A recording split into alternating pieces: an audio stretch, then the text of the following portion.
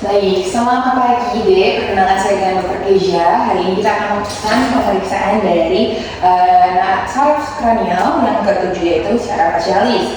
Nah, untuk tindakannya mungkin akan sedikit tidak nyaman. Apakah bersedia? Baik, jika bersedia bisa tantangan konsen di sebelah sini. Saya akan menyiapkan alat-alat yang dibutuhkan dan ada bisa dalam posisi duduk yang tegak dengan posisi nyaman untuk pemeriksaan. Selanjutnya, saya akan melakukan cuci tangan 6 langkah sesuai WHO. Setelah sudah, pertama-tama kita akan melakukan pemeriksaan dari notarik. Saya akan menginspeksi area dari wajah saat istirahat dan selama percakapan tidak didapatkan adanya abnormalitas. Saya menilai asimetri dari berurutan dahi, alis, celah palpebra, lipatan nasolabial dan juga sudut mulut semuanya masih dalam taraf normal. Saya amati adanya kedipan mata spontan atau sinkronisasi, tik spasme dan gerakan involunter yang tidak didapatkan pada kasus ini. Dan saya minta tolong untuk kepada pasien menirukan gerakan saya ya deh ya. Sekarang kita akan angkat kedua wrist secara bersamaan. Ya, apakah bisa? Baik, di sini didapatkan bahwa simetri gerakan kanan kirinya itu masih dalam taraf normal, kerutan dahi dan tidak didapatkan adanya kelemahan di salah satu sisi ataupun kedua sisi. Selanjutnya keringitkan dahi seperti ini, dikeringitkan seperti ini. Maka bisa, ya di sini bisa didapatkan bahwa tidak adanya juga asimetri ataupun kelemahan. Saya minta tolong sekarang tutup mata yang rapat-rapat seperti ini. Baik, setelah sudah ditutup mata yang rapat-rapat bisa. Nah, sekarang coba buka matanya secara perlahan. Baik, di sini bisa saya dapatkan bahwa tidak ada bentuk-bentuk dari fenomena Bell.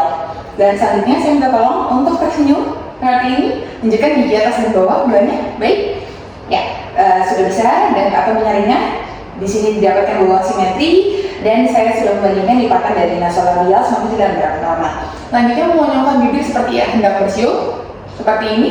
Kemudian saya akan mengevaluasi dari gerakan bibir apakah ada yang tertinggal tidak ya. Itu menghubungkan bibir seperti ini. Baik, kemudian saya akan memberikan tekanan ringan pada kedua pipi.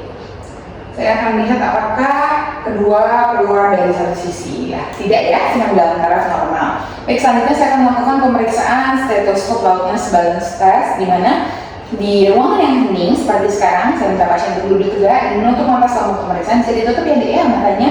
Selanjutnya saya akan meletakkan membran stetoskop pada sinusoid kanan dan minta pada pasien untuk fokus pada suara detak jantung. Baik, apakah sudah bisa terdengar ya?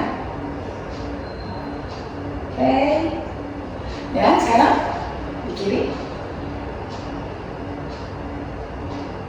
Selanjutnya saya mau tahu deh apakah suara terdengar lebih keras di salah satu sisi?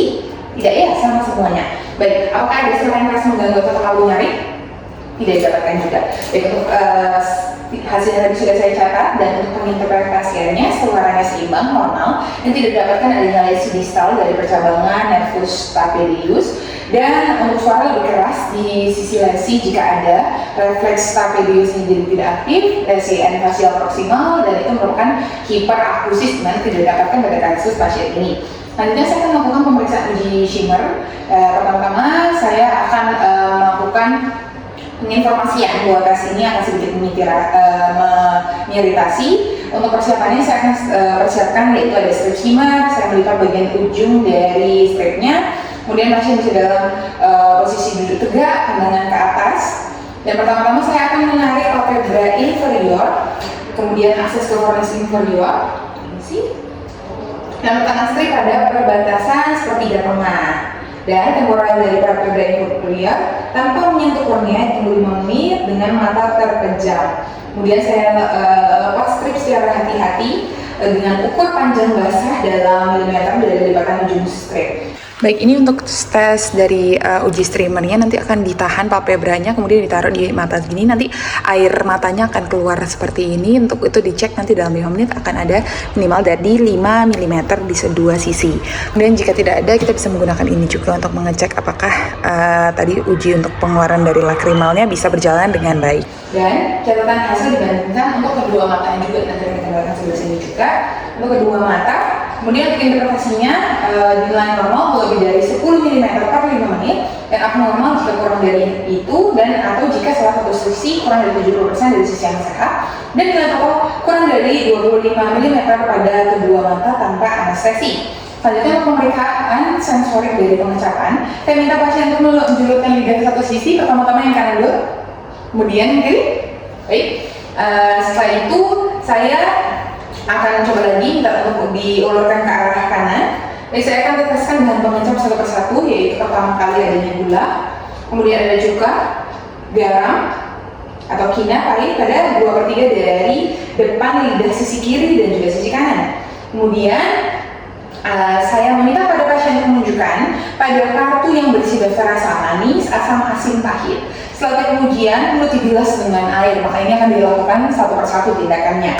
Kemudian setelah semua tindakan tadi selesai dilakukan, maka yang kita lakukan adalah membersihkan area, membuang bahan-bahan sesuai dengan protokol pada limbah medis sesuai dengan tong sampah yang disediakan. Kemudian saya akan mencuci tangan setelah pemeriksaan, dan saya akan mendokumentasikan hasil dari pemeriksaan, interpretasi dan menyampaikan hasil kepada pasien di mana tidak dapatkan adanya kelainan dari nervus facialis.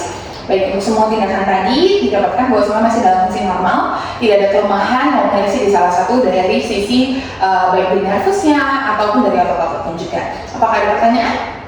Baik, tidak. Terima kasih.